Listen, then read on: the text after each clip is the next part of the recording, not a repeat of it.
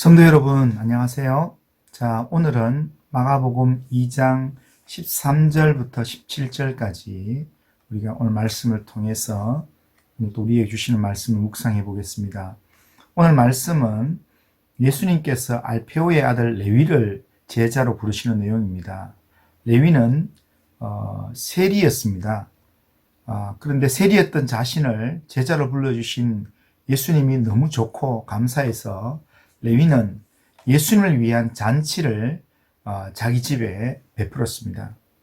그날 레위는 자기 집에 예수님을 초대하면서 예수님만 초대한 게 아니라 자기의 친구들, 많은 세리들과 또 죄인들을 함께 초대했습니다.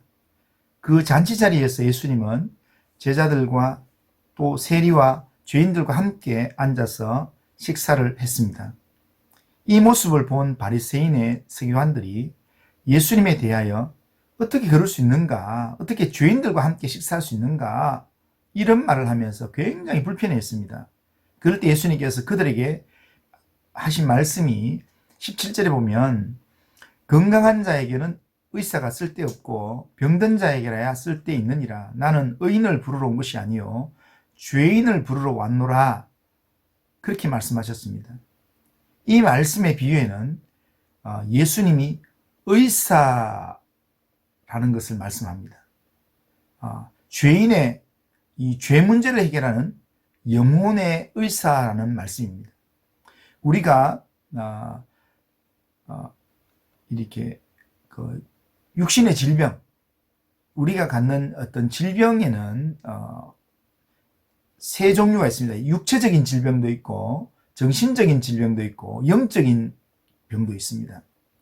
육체적인 병과 정신적인 병은 우리가 일반 병원에서 치료를 받을 수 있습니다. 하지만 영적인 질병은 일반 병원에서 치료할 수가 없습니다. 이 질병은, 영적인 병은 반드시 하나님의 아들 예수님께 나아가야 치료를 받을 수 있습니다. 우리 예수님은 우리 영혼의 문제를 치료하시는 영혼의 의사이기 때문입니다. 우리 영혼의 문제는 예수님을 통해서만 해결받을 수 있습니다. 예수님께 우리의 문제를 맡겨야 합니다. 그래야 치료를 받고 회복을 얻을 수 있습니다. 우리 죄 문제, 우리 영혼의 이 해결되지 않는 문제는 예수님을 통해서만 해결받을 수 있다는 것, 이것을 꼭 기억하시고 예수님을 의지하시기를 주님의 이름으로 축복합니다. 그런데요, 환자 중에는요, 세 종류의 환자가 있습니다. 첫째는 자기가 무슨 병에 걸렸는지를 알고 병원을 찾아다니는 환자들입니다. 눈이 아프면 안과를 가고, 배가 아프면 내과를 가고, 또 뭔가 이렇게 기침이 나면 내과를 가서 또 의사에게 자기 증상을 이야기하고 하면서 그렇게 치료를 받습니다. 이런 환자들은 난치병이 아닌 이상은 거의 대부분 치료를 받습니다. 우리가 병원을 자주 가는 사람이 오히려 오래 살게 되는 그런 내용을 우리가 알 수 있습니다. 이처럼 영적인 문제에 대해서도 자신이 무슨 문제가 있다는 것을 알고 예수님을 자주 찾아가는 사람, 자기의 문제를 해결할 수 있다고 생각하는 그 인식이 예수님을 만나야 이 문제 해결된다라는 사실을 알고 부지런히 예수님을 찾아가고 주님께 나아가서 그 문제를 해결하기 위해서 기도하고 말씀 묵상하고 하는 그 사람이 영적인 문제도 해결받는다라는 겁니다. 성경에서 예수님을 찾아가서 문제를 해결받은 대부분의 사람들이 예수님을 만나기 때문에, 예수님을 사모해서 만나기 때문에 그래서 해결받게 된다는 겁니다.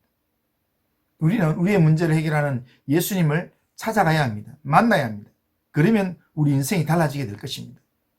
두 번째 부류의 환자는 자기 몸이 안 좋고 아프다는 것은 아는데 의사 찾아가기를 부담스러워하고 찾아갈 용기가 없는 환자들이 있습니다.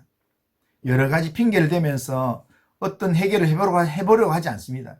그렇게 지내다가 마음고생하고 아픔이 점점 깊어지는 겁니다.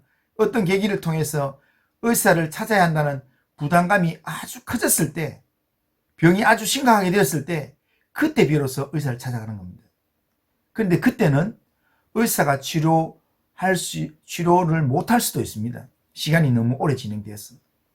미리 왔으면 치료될 수 있는데, 그런데 미루고 하다가 나중에 오니까 아이고 말기암이다, 이렇게 될 수도 있다는 겁니다. 그러나 육신의 의사는 말기암 환자를 치료하지 못할 확률이 있지만, 우리 영혼의 치료 되시는 주님은 그렇게 늦게라도 주님께 찾아와서 영혼의 치료를 의뢰할 때, 주님께 우리의 이 영적인 문제를 맡길 때 그 문제를 주님은 해결해 주시는 분입니다. 주님이 못 고칠 영혼의 질병이란 없습니다.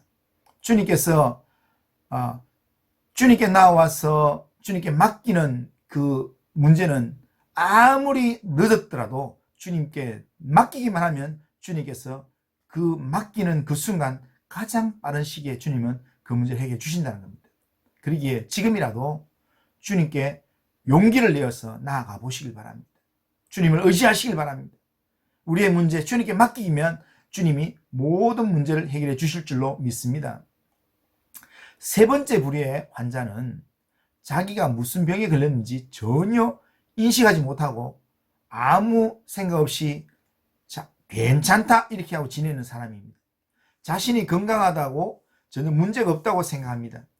이런 사람은 자기 속에 자기를 죽이는 암덩어리가 자라고 있는데도 불구하고 생명이 조금씩 단축되고 있음에도 불구하고 그것을 인식하지 못하기 때문에 자신에게는 전혀 문제가 없다, 건강하다 이렇게 생각하면서 그냥 시간만 보내게 된다는 겁니다.